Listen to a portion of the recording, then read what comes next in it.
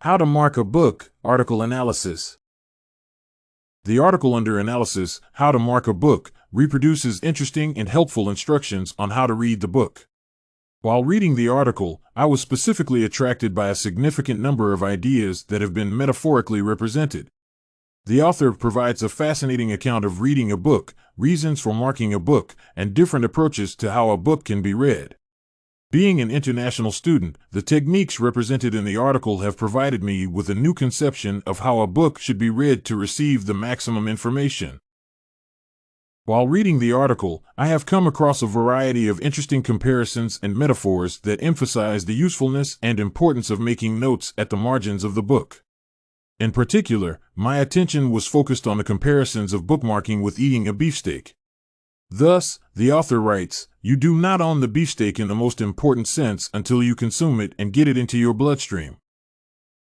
Just like consuming food, the book should also get it into your bloodstream in case you need to receive the maximum benefit from the chosen book. Such a metaphor gives me a greater understanding of why mere reading is not enough to absorb all the necessary information from the book. Although some of the allegorical comparisons seem to be too sophisticated for understanding, the article still provides simple examples in contrast. For instance, the author introduces persuasive and logical evidence for marking the books. Though they are quite simple and transparent, they cannot be withdrawn. Indeed, reading accompanied by marking is efficient because it activates your mind and uncovers the most striking parts of the book. Not all books should be marked, and the author agrees with it.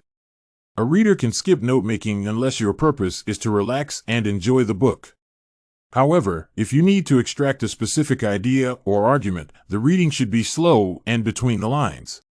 So, before you start reading, you should first define whether this book is essential for you in terms of conceptual content. Aside from bookmarking, the author pays attention to the importance of physical writing. Indeed, I know that writing helps arrange ideas more consistently and logically.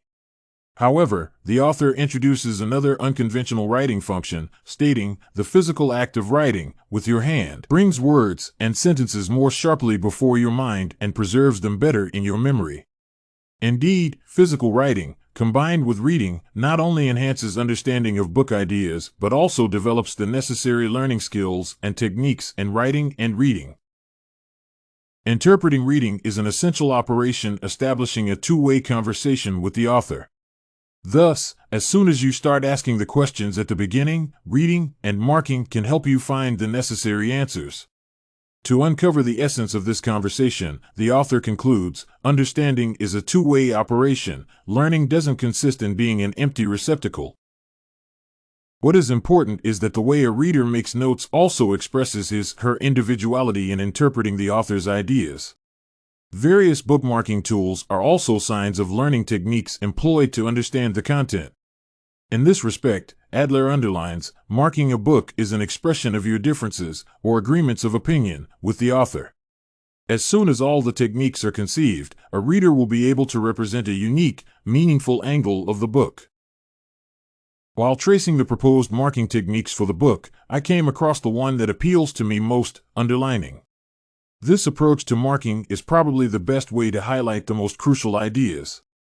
However, further analysis of the underlined phrases can be enhanced significantly if they are accompanied by personal thinking. I have realized that personal remarks are critical because they develop a meaningful thesis. The intercourse of book ideas and personal ones is an important synthesis that can allow a reader to make the book part of his/her part. Although the reading process can become much slower, understanding the content can occur much quicker. More importantly, personal evaluation and interpretation are the primary goals of reading the book. One should not objectively approach the book. On the contrary, the subjective prism is much more crucial for comprehension and learning.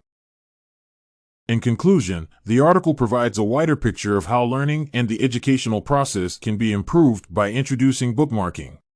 Therefore, the author's arguments in favor of making notes are unquestionable due to several reasons.